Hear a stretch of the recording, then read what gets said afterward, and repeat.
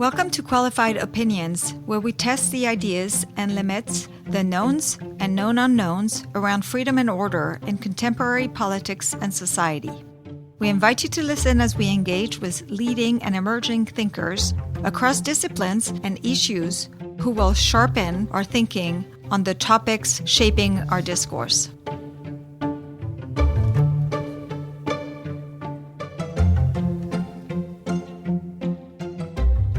Welcome back to Qualified Opinion. Today, my guest is political thinker and author Yuval Levin. He's the director of social, cultural, and constitutional studies at the American Enterprise Institute, where he also holds the Beth and Ravenel Curie Chair in Public Policy. He's the founder and editor of National Affairs, editor at the New Atlantis, contributing editor at National Review, and a contributing opinion writer at the New York Times. He's also the author of 5 books, including the latest one called American Covenant: How the Constitution Unified Our Nation and Could Again.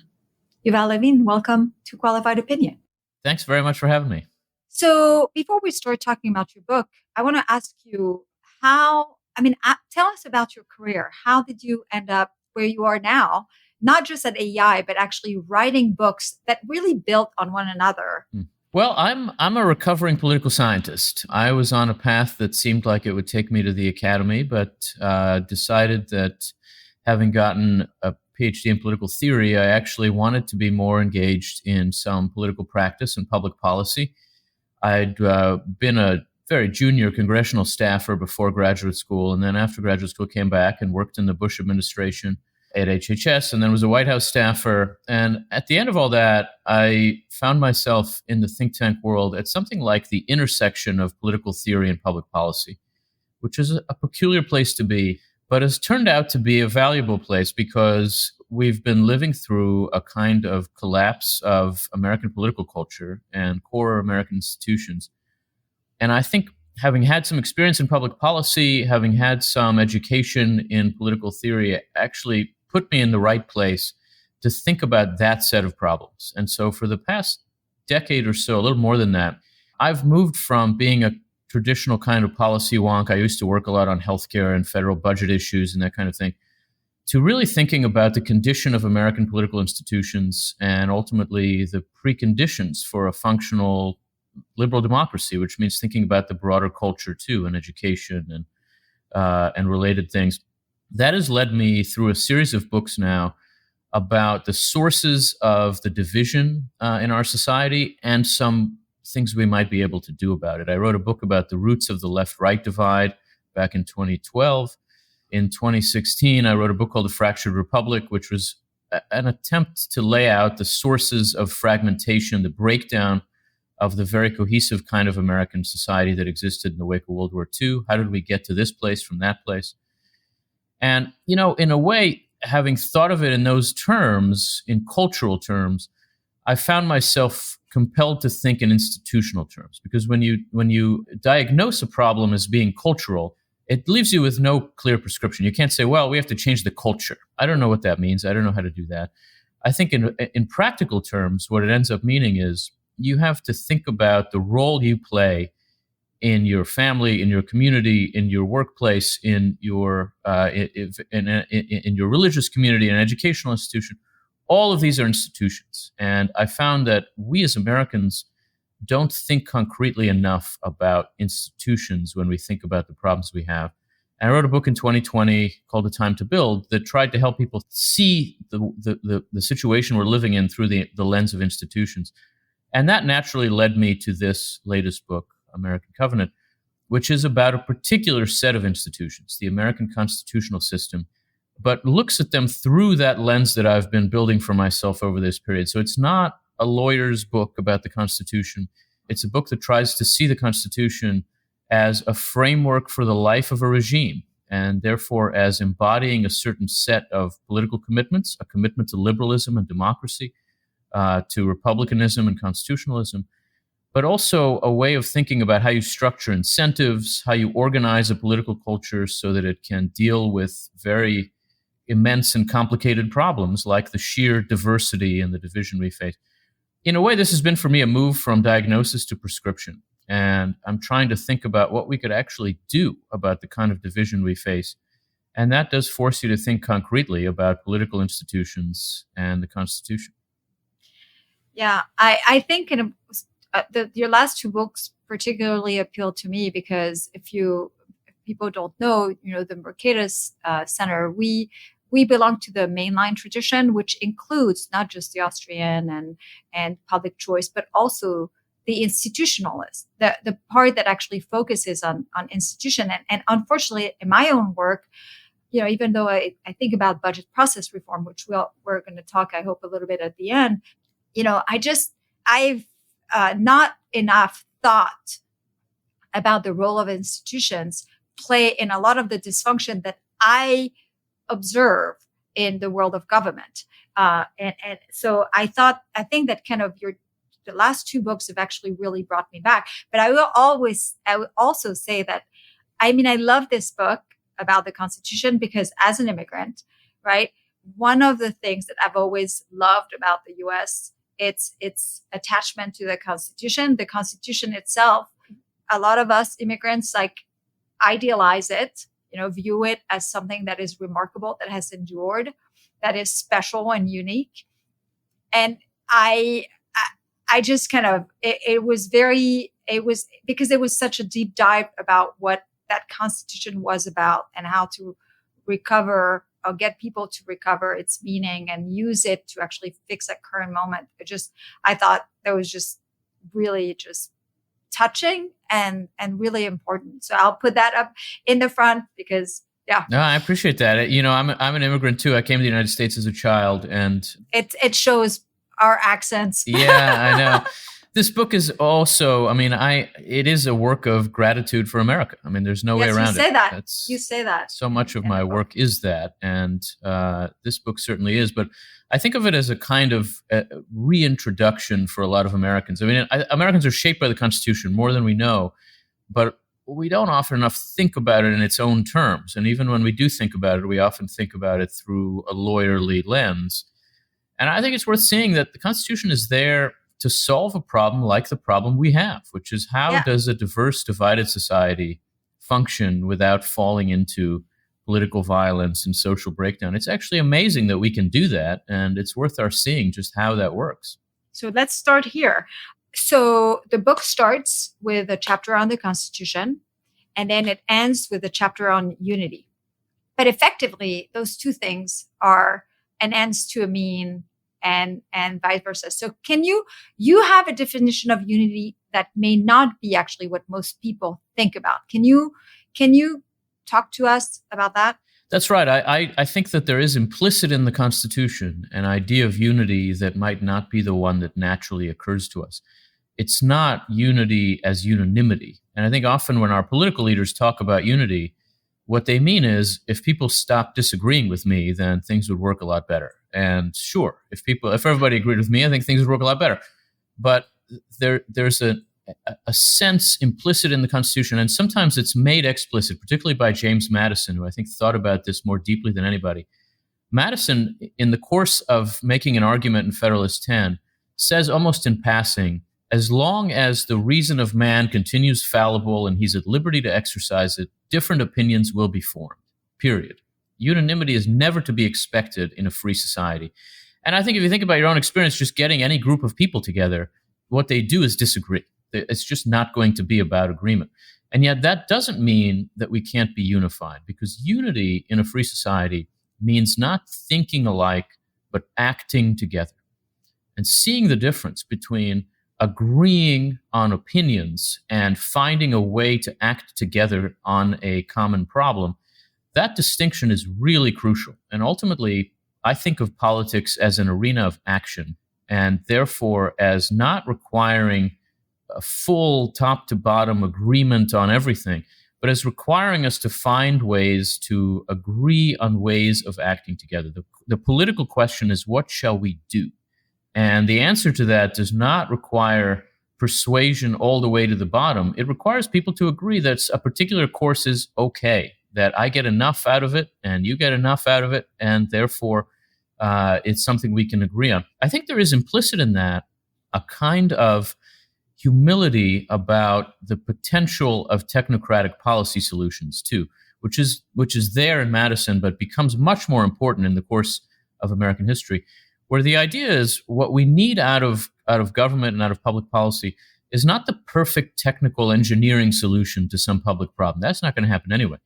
What we need is a course of action that most people can agree is legitimate and appropriate and represents them. And live with. Right, that we can tolerate. That's more important than getting it exactly right, because ultimately there is no getting it exactly right. That's just not actually an option. I'm going to paraphrase, but in the book, you talk about unity as peace, but not quiet, right, or something like this. And I thought it's really interesting to define unity, all of it, in all dimensions of our lives as peace and not quiet. I have this natural understanding that that's what the First Amendment exactly is, right? But I thought, it never actually occurred to me that this is actually basically the framework under which the Constitution works. And that's a good segue to my next question. And your argument is that the Constitution is more than a legal document, as you said. It's a framework, a model, a blueprint that shows the way our nation was basically designed to bring about this unity without squashing disagreement. So can you actually make the case, as you do really well in your book, that unity was effectively the goal of the constitutional design? Yeah. The Constitution has, of course, a number of aims, but when it rises to explain its own purpose in the preamble at the beginning, the first thing it says is that it exists to form a more perfect union. And you can see that the problem they were working to deal with was especially a problem of division and disunity. The first third or so of the Federalist Papers, those essays written by James Madison and Alexander Hamilton and John Jay to defend the Constitution, the first 25 or so of them are all about the need for union and for unity. And when you look particularly at the thought of James Madison, Madison stands out for me because he's not clearly on the left or the right as we would think about them. His concern is not necessarily with equality and social justice the way you might see with Thomas Jefferson and others. It's not with dynamism and social order in the way that you would see with Alexander Hamilton. It's really with cohesion and social unity. And he, more than just about anybody in our political tradition, Abraham Lincoln is a little like this, but he had a more obvious reason to worry about this. He was dealing with the Civil War. Madison sees faction and division as the core problem. And he begins by arguing that we cannot eliminate the causes of division because freedom is the cause and freedom is what we're defending. So that ultimately we have to deal with the consequences of division. And we do that by, and this is really Madison's original insight in Federalist 10, we do this by increasing the scope of disagreement rather than by cutting it down. By creating more factions, a larger political order, we make it possible for there to be a balance and to be a politics of coalition building, which is ultimately what he's working toward. And you can look at every one of the institutions of the system, at federalism and at Congress and at the presidency and the courts, and see them as existing in part, among their other purposes, to facilitate a politics that basically consists of peace but not quiet. That is about ways of arguing with each other and looking for accommodations that never end, that never settle down. We never come to a place where we stop arguing, but we're able to argue in a way that facilitates a common life and that lets us arrive at agreement and accommodation that's good enough for people to be able to then live free lives and make their own decisions. Within their communities, they can have real agreement. They can raise their kids the way they agree they should. But in a broader society, the promise of liberalism is that we can have these differences in a durable way. And I think the Constitution is really, when you look at it through that lens, it is extraordinarily well adapted to facilitating that kind of life for a diverse society. And that unity goal through, peace but not quiet also explains, or I don't know if it's the right word, but had a real influence on that very special type of federalism we have. Yeah. Right? You write, as Madison put it in Federal 39, the result of the convention on his front was, in strictness, neither national nor federal constitution, but a composition of both.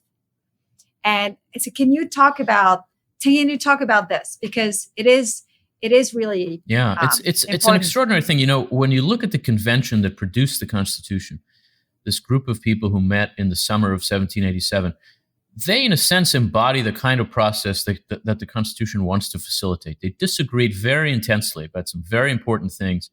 And ultimately, the Constitution is a kind of patchwork of compromises. One of the deepest disagreements they had was about what we would call federalism, the relationship between the national government and the state governments. The basic disagreement was which of them would govern the people directly. Would the states govern the people directly, and then the national government is just a way for the states to work out their disagreements, like the United Nations? Or would the national government govern the people directly, and then the states become administrative districts, like counties that we now have in our states? And there was no way to resolve this difference. And eventually the convention approached the difference by saying yes to both of these seemingly contradictory options. And what they ended up with is a novel system in which both the national government and the state governments govern the people directly, but with regard to different issues. And so the national government is in charge of national defense and diplomacy, but also of what they called commerce or economic policy, which is, after all, a lot. And then the state governments are in charge of the core police powers, a lot of the kind of everyday governance that government does. Both of them govern the people directly in these different arenas, and they stay out of each other's way. That, at least, is the original logic of federalism. It's not layered government the way we sometimes talk about it. It's not that the national government kind of sits above the states and guards them. They actually are parallel governments. And I think that the secret of federalism is this parallel governing structure. We have, in the 20th and 21st centuries, we've messed this up some. We've created a lot of intermixed governance between federal and state governments, especially in education and in welfare and in healthcare, where they spend each other's money, they administer each other's programs. The federal government often uses the states as basically administrative agencies. They give the states a lot of money and then push them around. This is not how federalism was intended to work. And the reason it's important is precisely to facilitate unity, because what federalism allows for is different governing approaches to exist simultaneously and to be essentially experimental. From the very beginning, it was clear that this would allow for different answers to key governing questions to be tested out. And then the states could learn from each other. They could compete with each other. They could compete with the national government too. That becomes much more difficult when we have this kind of intermixed, layered federalism. And so we have much less intrastate competition now in healthcare and welfare and education. I think an agenda of federalism reform would have to recover that original logic that these are parallel structures, not layered structures. It's not naturally how we think about this, but I think it's the way in which federalism can help us to reduce the temperature of our politics and therefore facilitate better unity. When I was looking at federalism on the spending and tax ground, I was actually thinking these are areas where really federalism actually just doesn't mean very much. And you think about it, no matter which state you live in, like probably your biggest tax bill is going to be the federal tax bill. Mm-hmm. And it's true, by the way, on the regulatory front. And so much of also the spending that is done by the federal government, no matter where you live. Now, it doesn't mean that at the margin, there aren't differences between states. I mean, we can see it pretty profoundly, and like we saw it during COVID, right? I mean, definitely there was a big difference between Michigan and mm-hmm. Florida. But on the fiscal side, federalism has been muted to an incredible level. And it goes further because a lot of the spending that the federal government does in the states comes with a lot of string attached, which further tie the state's hands. Yeah, I think the great example of this is transportation funding, where Yeah. the federal government funds highways that run through various states, but in return for federal highway money, they make various demands, some of which have to do with transportation in a way. I mean, you have to have a 65 mile per hour speed limit on highways, which is state law that's mandated by the federal transportation grants. Some of it has very little to do with transportation. They just use the leverage they have to force the states to govern in ways that the federal government wants them to.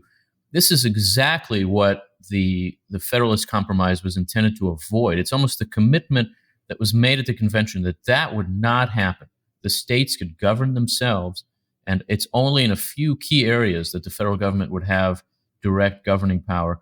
And we've simply let that be distorted. And I think it shows. I mean, federalism doesn't do the job that we would want it to do now, even in facilitating unity and cohesion and diversity. What do you think the role of the 17th Amendment plays into this? Well, it's a good question. I mean, I think we may want to actually remind people. Yeah, the 17th Amendment changed the way in which senators are elected. So originally, senators were generally chosen by the state legislature. The Constitution lets the states decide how senators are elected. Some of them actually have been directly elected for a very long time. But in most states, the state legislature chose the state's 2 senators. This is actually important for understanding 19th century American politics. For example, the great Lincoln-Douglas debates were debates in a Senate race, and the public wasn't even going to vote in that race. They were trying to persuade state legislators. That was understood to be not democratic enough by the progressives at the end of the 19th century. And in the early 20th century, they managed to push through a constitutional amendment that made senators directly elected. And so the differences between the Senate and the House shrank quite a bit as a result of that. They're still somewhat different. A state electorate is still a little different than most congressional districts, but the Senate doesn't represent the states in the way that it used to. And I think that has made a difference. The Senate was certainly a place where the prerogatives of the states tended to be better protected than in the House. And we don't really find that now. I would say in general, the differences between the House and Senate have been diminishing over time. And they're almost equally polarized now. They have very similar kinds of political cultures. That certainly wasn't the intent. A lot of my friends on the right sort of make it a priority to say we should reverse the 17th Amendment. I'm not sure how much of a difference that would make at this point, but I do think it had to do with the evolution, the deformation of federalism. When I did 10, 15 years ago, it was kind of a conference or seminar. It was a one-day thing where we read articles about the 17th Amendment. And, it was the first time I learned about it. And what I thought about is it just made me independently, about the debate about whether we should go back or not. What amazed me is, again, about how the Constitution was designed, how they had come up with that system that was always in tension. And at the time, I didn't think about it because I hadn't read your book. Intention for the sake of unity. Yeah. Because one of the things that's like is you're seeking middle ground, but you're seeking basically bipartisanship. Like you're seeking for people to come to the table with something that they can at least agree with. It really is, it's a living tension. I think that's really important to see, that one of the ways in which the Constitutional Convention resolved some key disputes was to allow a tension to persist. I think this was how they approached the question of the large states and the small states. There was a big debate about congressional representation. The big states, Virginia, Pennsylvania, wanted Congress to be determined by population. Obviously, that would help them. The small states like Delaware and Maryland wanted it to be equal representation for all the states.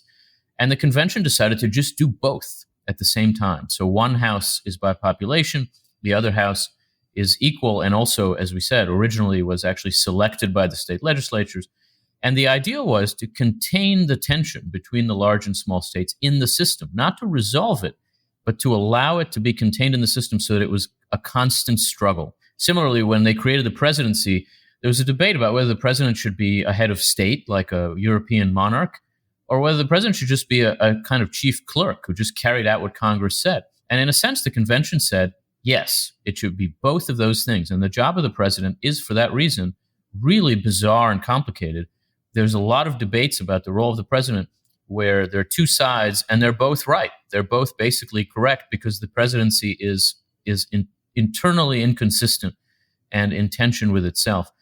That is an approach that allows the system to, I would say, shift its weight without losing its balance. It can respond to changing times and changing circumstances within the framework of permissible constitutional action, because that framework is internally tense. It's always set up in a way that allows debates to continue rather than ending them with one side winning or the other.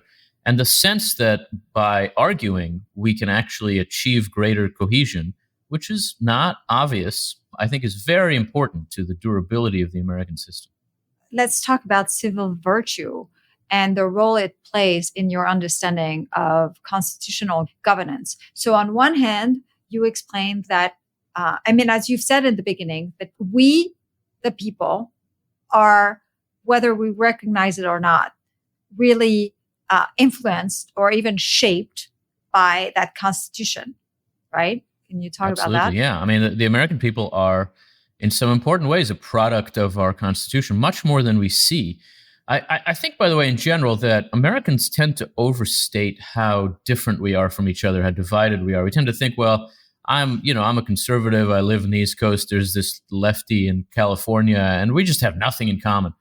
I would suggest to people to spend a few weeks abroad and then run into that lefty from California. It will take you 2 seconds to recognize that that person is an American, because there are a lot of things you share in common which are very different from how everybody else lives. Americans have always been kind of blind to the very peculiar national character that we have, which does unify us.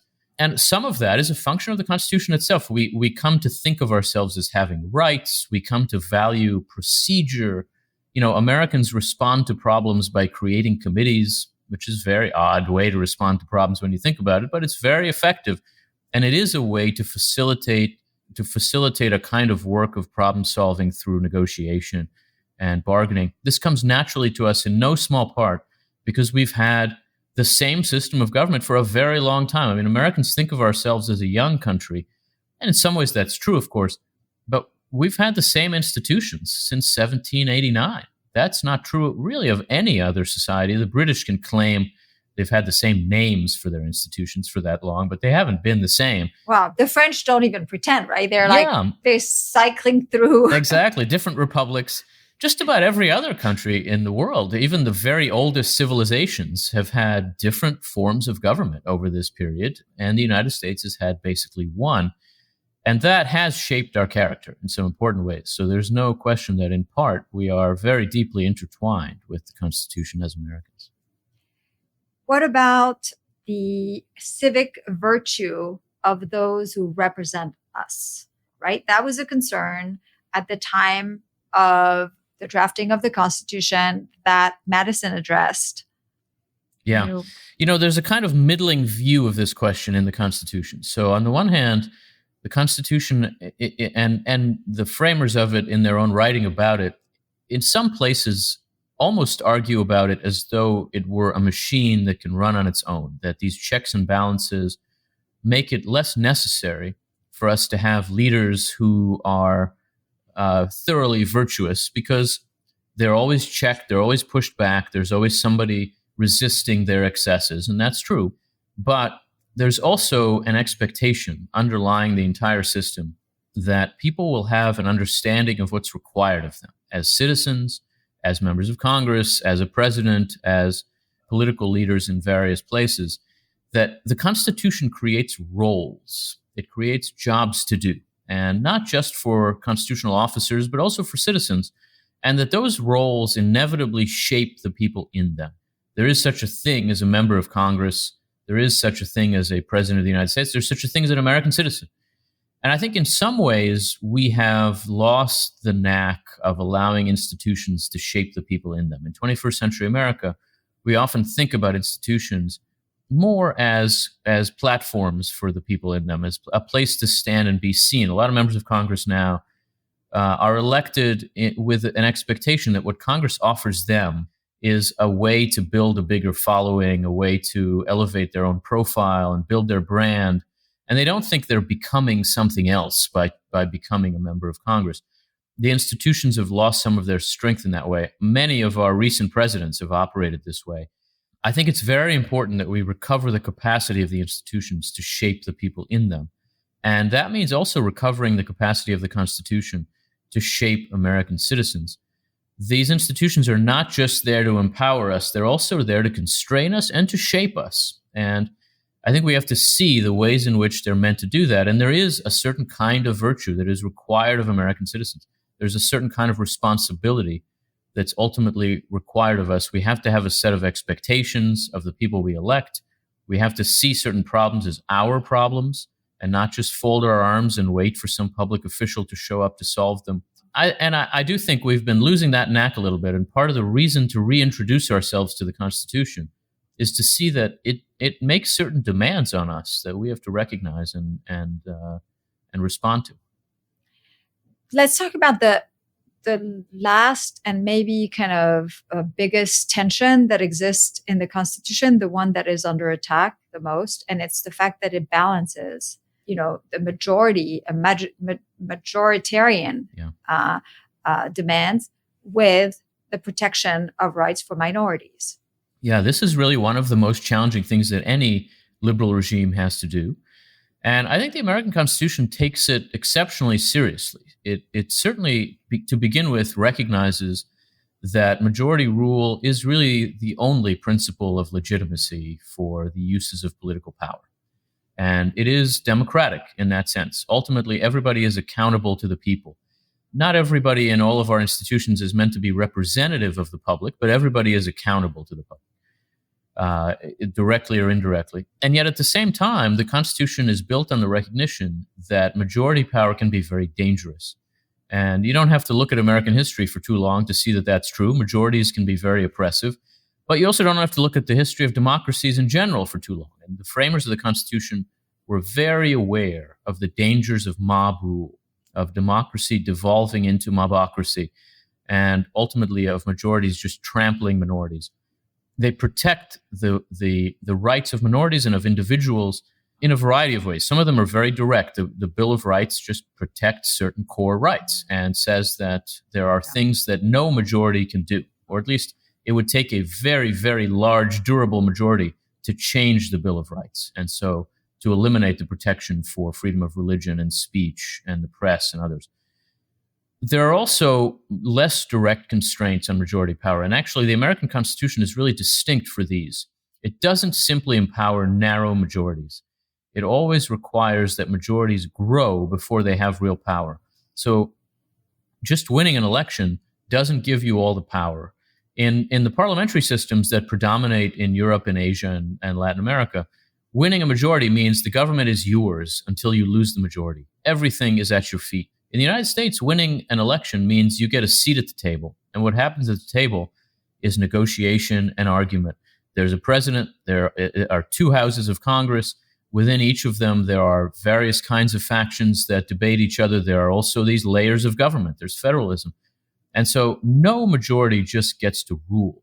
And that's what's frustrating about the Constitution for a lot of people. You win an election. Every recent president's found himself in the Oval Office sitting there talking to people from the other party and thinking, why am I talking to these people? We just won the election. Let's just do it. And the answer that the Constitution offers is, yeah, but they won an election too. And you don't just get to do it. You have to persuade them. You have to build a coalition. Can you develop a little bit more on broadening the majority before empowering it? Because that sounds like the filibuster. Well, yeah, in part it is. And I am a defender of the filibuster. Yeah, so am I. But I think that was very enlightening for me to think about it this way as a tool for unity, because the way it is always presented this way is as a way to obstruct or to take democracy away from the people. Right. Absolutely. The core argument against all of these restraints on majority power has always been that they're not democratic enough. And I think the framers of the Constitution would say, yes, that's right. There are risks and dangers to democracy. And to avoid those, the core way that the Constitution does it is by requiring majorities to show that they are broad and durable, so that they last more than one election cycle, and they consist of more than just a tiny sliver above 50%. And the way that they end up requiring that is first of all bicameralism. So you have to have a majority for an idea in both houses of Congress. They're elected a little differently even after the 17th Amendment. And that means they're not always controlled by the same party or the same faction of the party. Then you also have to get the president's signature on a piece of legislation. And that means that the president can have an opinion that's different from what Congress wants. And everything is slow. It takes time. We also have some supermajority requirements. The filibuster is one of them. It's not in the Constitution, but it's always been part of how the Senate in particular operates. There are no strict rules of debate in the Senate. And so a majority has to ultimately find a way to end debate and come to a vote. And since the beginning of the 20th century, that's meant you need a formal supermajority. You need 60% now of the Senate to get a piece of legislation through. I would argue that we've seen in the last few years exactly how the filibuster is a tool of unity and cohesion. If you think about the first 2 years of the Biden administration, the Democrats won very, very narrowly. They won the presidency narrowly. They had a tiny House majority of 4 votes. Was it 3 seats, 4 votes? Yeah. And in the Senate, it was basically tied. It was 50-50. Yeah. And yet that tiny majority came in saying, we're going to change the election laws in all 50 states. Their first move was what they called the John Lewis Election Reform Bill. HR 1. Exactly, HR 1. It was crazy. Let me just say, it was nuts. Whatever you think of the substance of HR 1, to respond to such a narrow election victory by centralizing election administration and saying we're in charge now of how elections work was crazy. And the only reason it didn't happen was the filibuster. It would have been very divisive. It would have been very damaging to our civic life. The filibuster prevented it. And then the only reason we got any bipartisan legislation in those years, the CHIPS Act, the infrastructure bill, the Electoral Count Act, a gun bill, all of those began in the Senate, and they only happened in the way they did as bipartisan legislation that isn't about to be reversed by the next election. The only reason was the filibuster. So I think that's really an example of how supermajority requirements actually facilitate cross-partisan bargaining. I think your book is the only work that is kind of gave me some warm feelings about, the CHIPS Act and and the infrastructure bill, if only because I'm not for these bills for a lot of reasons. Think of how much worse they would have been. Yes, but so I was kind of like, okay.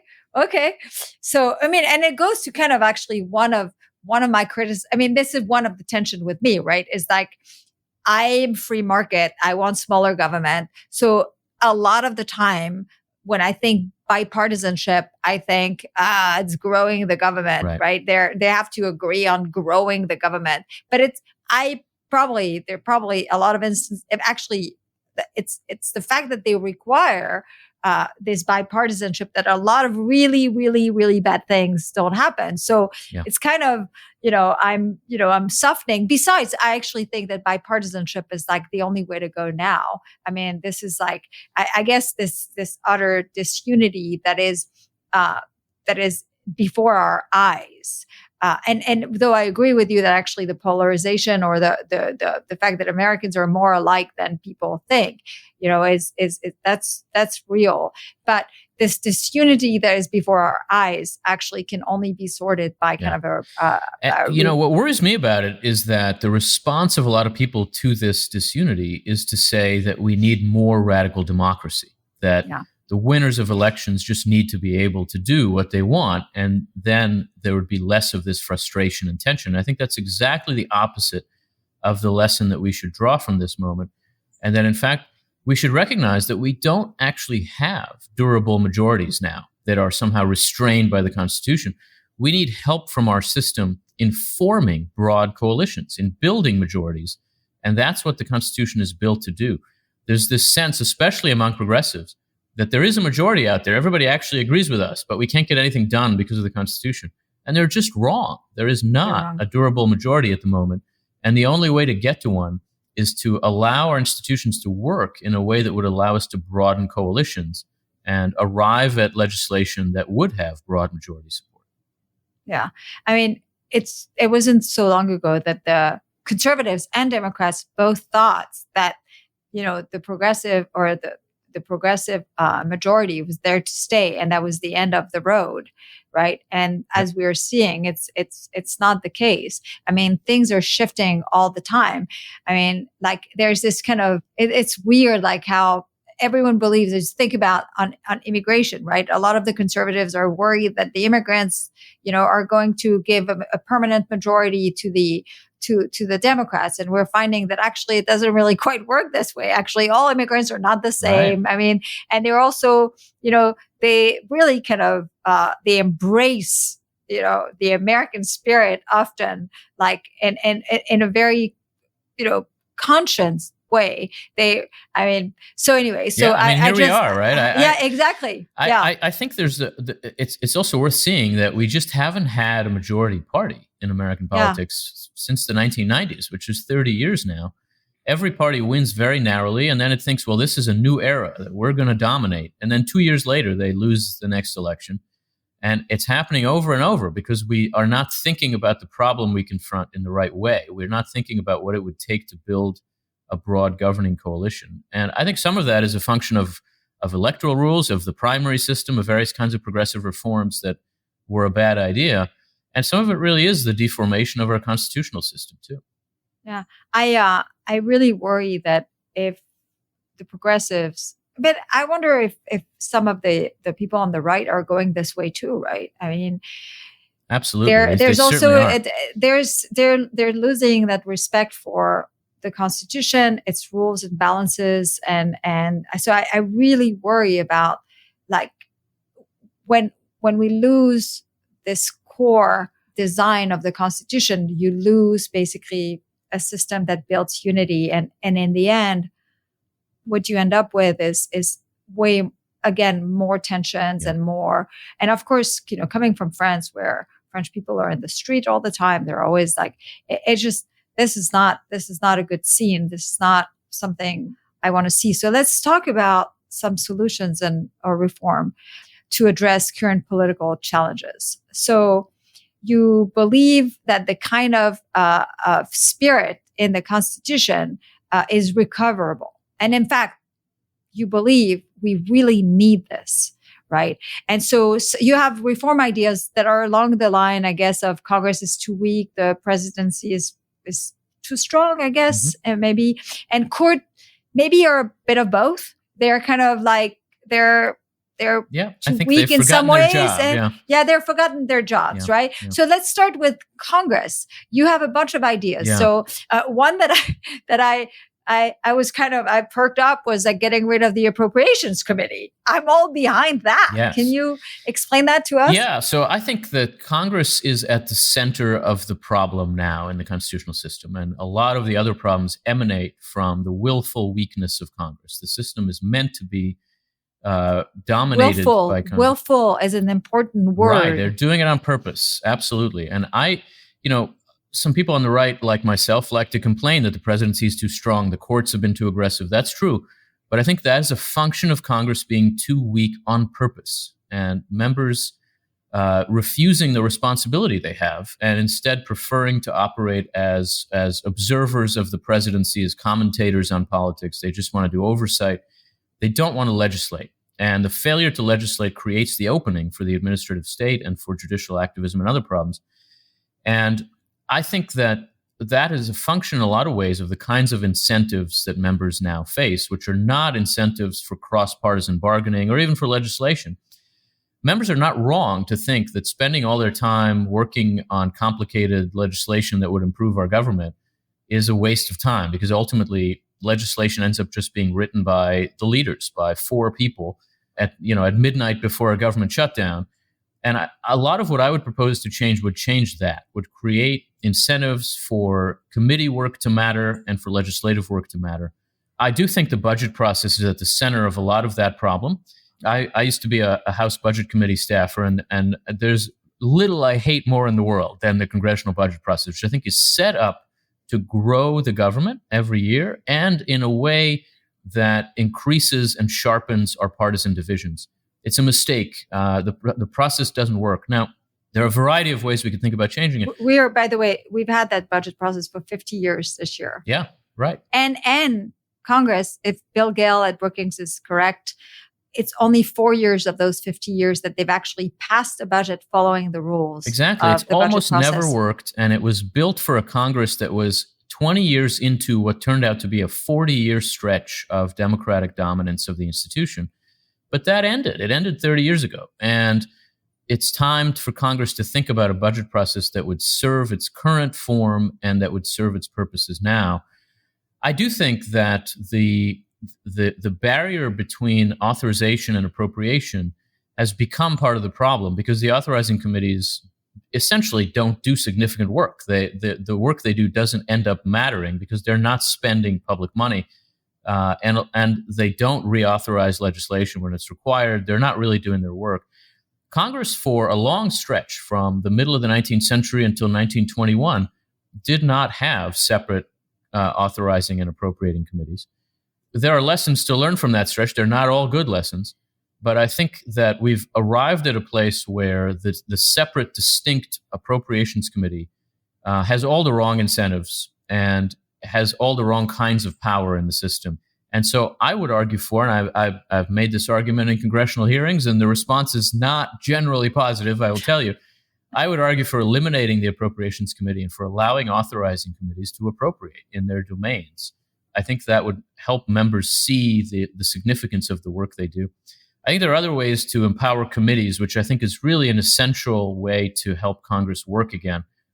The power should flow in that middle layer of Congress, not with individual members, not just with leaders, but in committees where bargaining and negotiation and accommodation could actually happen.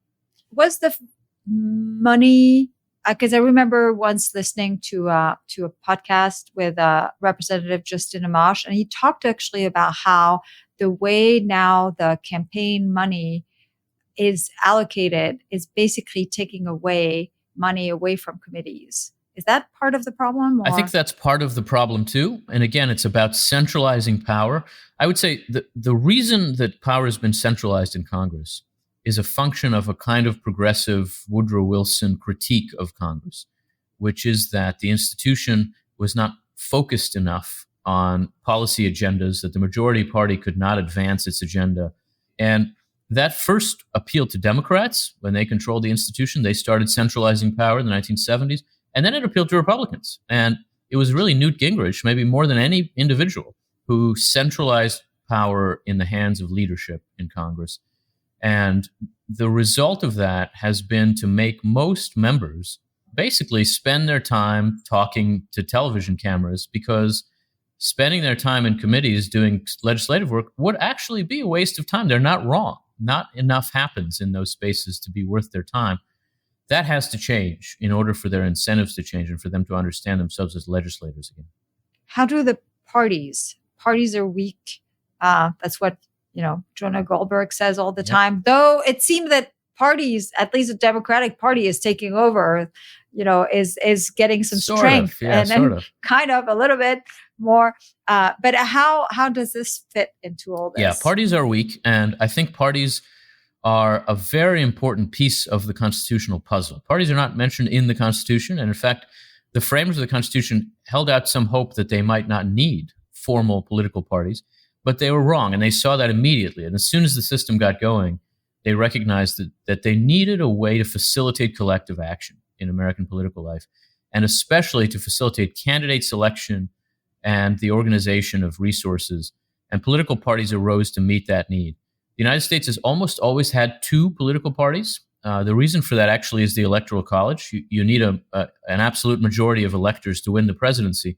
So if there are more than two serious candidates, then there won't be a majority, and the election will go to the House, and nobody wants that. It happened twice in the 19th century and went very badly. So we've almost always had two major political parties, and the advantage of two, there are disadvantages, but the advantage of two is that each party is a broad tent. It's a broad coalition, and it teaches its members coalition building in the process of party work before they enter the institutions where they also have to build coalitions. Strong parties, ironically, reduce partisanship, right? If you think about it, the Republican Party has to elect people in the Deep South and in the Northeast and in the Northwest. That means that as a party, they have to have a pretty broad appeal. But individual members just have to win their primary in one district in Indiana. They don't need a broad appeal. They need a sharp appeal. So as we've moved in the direction of primaries for candidate selection, as the parties have given up their control over candidate selection, we've moved from a system that incentivizes a broad appeal and coalition building to one that incentivizes a sharp appeal and ideological purity. And the parties as institutions have gotten a lot weaker. It's true the Democrats now are throwing out their presidential candidate and choosing another, but they literally had to get to the point of political suicide to do this. Yeah. And they're still a very weak party. They're stronger than the Republicans, but both parties are very weak, and I think they need to be stronger for our system to work well. I guess you're right. The fact that it had to get to that point before they asserted their, their will, actually tells you a lot about. But I do kind of wonder and worry a little bit that we're not going to move formally away from a primary system, which I agree is totally dysfunctional. But what we're going to get, at least for a while, is we're going to get the primary system. And then when whatever the primary system picks, if that person is not polling well, then the party is going to say, you out. Who cares about? I think that's better than just primaries. But so when do you think? Then, I mean, for people who are constantly screaming about democracy, I mean, that kind of brings a problem of its own, right? Well, look, the parties facilitate our democracy. They don't need to be internally democratic. The political parties are private organizations, and they can decide how they're. No. I agree. I agree with you. It's but I worry about the hybrid. I agree. And the damage it's going to do to how we actually think, Yeah, I think we're gonna have to work our way forward to some kind of hybrid, because it's not possible to go back to the mode of candidate selection before primaries, which really was a smoky back room. I think it was better than primaries, but I don't think it's possible for us to go back there. And so we have to think about how primaries could select better candidates, for one thing. I think, for example, that while ranked choice voting is not a good idea in general elections because it weakens parties, ranked choice could be a good idea in primaries because it tends to select people who are good at being everybody's second choice, which is a good kind of coalition builder. Parties should try that kind of thing, an experiment in the primaries with candidate selection. And we're going to need some kind of hybrid where there is a role for party elites, but there also is a role for a broad party electorate. Ultimately, they have to see that the goal is to choose a candidate who can be broadly appealing. I mean, oddly, the parties both now just choose unpopular people to run for office. That's crazy. That's obviously not how this system can work. Mm-hmm. And they have to see that it's not working for them, that they haven't really been winning in the way they could for a generation because of the primary process. I don't think the parties quite see that yet, frankly. So to just think about Congress and how to reform the rules and all of this, I will tell you that my nagging feeling with all of this, and it's one that feeds into your next reform for the presidency or the way you think about it, is just ultimately it's about people, right? The rules are only as good as the willingness of people to actually follow these rules. And I think about this in the context of the budget process. We have a budget process. The problem is no one follows it, right? I mean, it's just they just totally ignore it. And I worry that, we can have the best budget process or we can have the best institution if the culture, if the people, if we've lost the civic virtue, if we've lost. So, I have mixed feelings because I agree with you that institution can shape people, but if the people is resistant to actually following the rules. I completely agree with that. I think that is the eternal challenge of culture change in general. But I focus on institutional change because it is more doable than direct culture change. No, I agree. To just say we need better people, well, I agree with that. But I'm not sure how to do that except by changing the incentives that shape their priorities. I wonder whether by actually really focusing on the institution, this is a way, I'm hopeful, and grateful and hopeful to basically influence people to start caring about rules again. That's right. Because it's just like, I look at the Republicans, the Democrats, it's like they violate the rules. They always have, but now they violate the rules like totally openly and proudly, right? I mean, whether it's like, Trump saying, I mean, I guess it's maybe a bad analogy, but saying, I could kill someone on Fifth Avenue and no one would arrest me. Or Biden saying the Supreme Court has told me no on student loan forgiveness, but I'm going to do it again. I mean, these are very different but there's kind of like people saying, you know what? The hell with the rules, the hell with the law, the hell with all of this, right?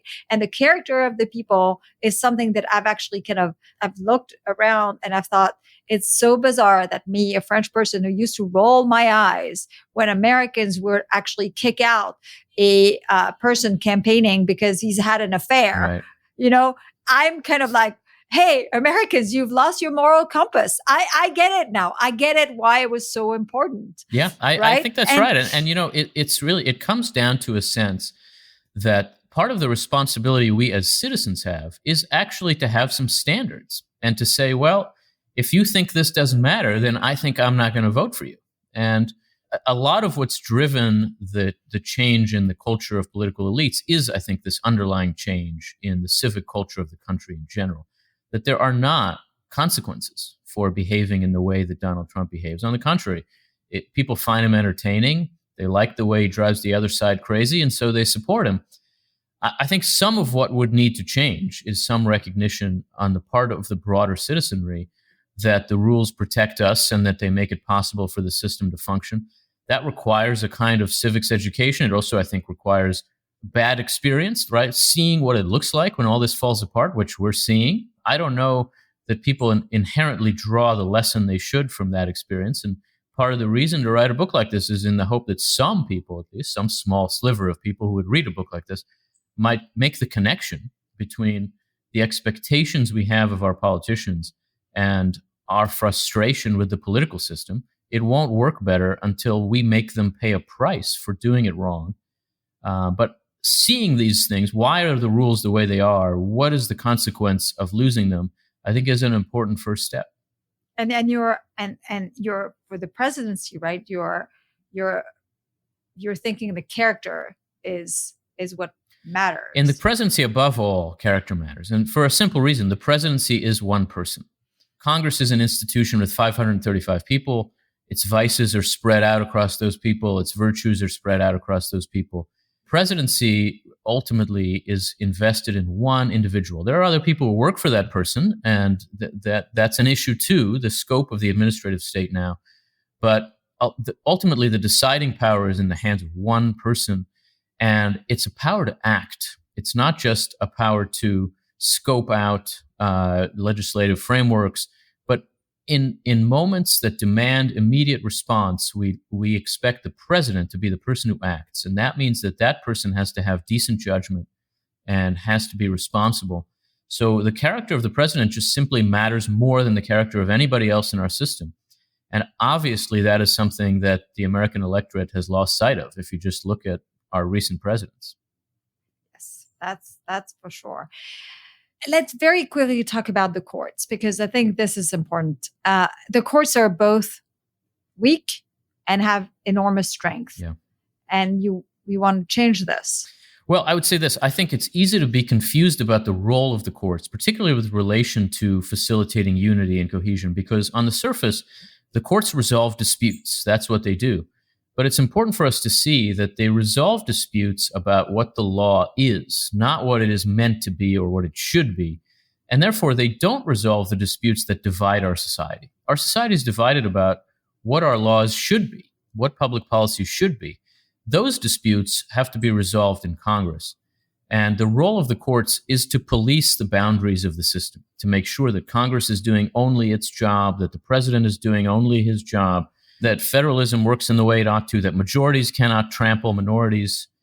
The courts are there to police those boundaries. That is the court's job. And when they do more than that, they also end up doing less than that. When they take on roles that don't belong to them, like resolving deep political differences in the country, it becomes impossible for them to be trusted as neutral umpires in determining the meaning of the laws. I actually think the federal courts have gotten better at this over the past 10, 15 years. They're the only institution, I would say, that is closer now to doing its job than it was a generation ago. That's because we have better judges who see this as their role. But I still think there's a tendency, there's an inclination toward a kind of judicial activism, which used to be characteristic of the left when the left had the majority on the Supreme Court. And I worry that it is increasingly evident on the right that conservatives now want the courts to just achieve their policy objectives rather than to police the boundaries of the constitutional system. And that is very dangerous. That is a direction we should absolutely not go in. I'm still hopeful that the conservative judges on the court will refrain from doing what conservatives want them to do. In fact, I think there's a big misunderstanding, it seems to me, about the fact that originalism as a way of thinking about constitutional interpretation it is one. And that means conservatism has won, which it's not at all what it means. And in a way, right, the court expressed its originalism, like in some ways, like by picking the low hanging fruit. And then after that, kind of the conservatives are going to be very frustrated I agree with that. I think the system exists to facilitate that left-right dispute. It's not there to facilitate just the right. And that means that a system working properly is not just going to lean right. And there's a lot of frustration to come. I mean, look, I think some of the best decisions of this term, like the decision in the case that involved Chevron deference, which will restrict the power of agencies. If Donald Trump is elected president, that's going to restrict his power. A lot of what the Heritage Foundation wants him to do is going to be harder now because the agencies can't just do whatever they want in immigration and on trade and environment and other things. And so, I think conservatives are going to come up against the fact that a constitutional system that works in the right way doesn't just lean in their direction, but allows for the kind of process the Constitution envisions. There'll be a lot of people complaining about Chief Justice Roberts if President Trump is president again. And I recommend on the issue of Chevron, you moderated a discussion on Chevron being overturned at AEI. It was a very good event. It was several panels. Thank you. And it's interesting because Chevron, we don't have time to talk about this, but in a way, I wonder how it's going to really affect. You want the independent agencies to be put under the executive branch to actually bring accountability to the executive branch in a sense, but also I wonder how Chevron is going. I mean, and you guys talk about on this, and like how Chevron really is going to actually change the dynamic between the court, the executive, the independent agency, all of this. Absolutely. So I recommend seeing this. And unfortunately, this is all the time we have. But I don't know. I assume have you seen Hamilton? Of course, yeah. You know, in Hamilton, how we see Hamilton going and knocking on the door of Madison and saying, we need to do something like basically to sell the Constitution. And we need, and then they write the Federalist Papers, right? And I think your book, I think about that song. This is what I think about. This is the first step of, I think, a campaign that needs to be done.